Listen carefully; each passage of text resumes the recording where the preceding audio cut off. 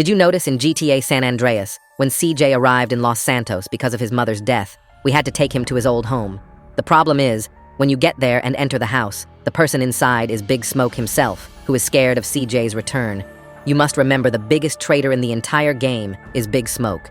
And at that moment, when he was at CJ's house alone, CJ's mother's funeral was taking place. So what was Big Smoke doing inside the house? Some people created the theory that he was there to kill Sweet when he returned from the funeral.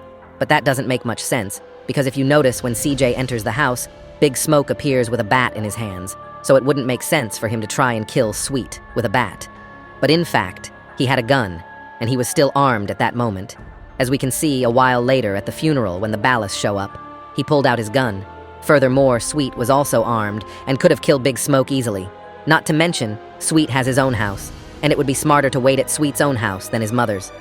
So the most accepted theory was that Big Smoke was there to convince CJ to be on his side, so he could convince the rest of the gang to sell some illicitings that you already know the name of, as we can see a little later in the game, as him and Sweet are arguing about this exact thing.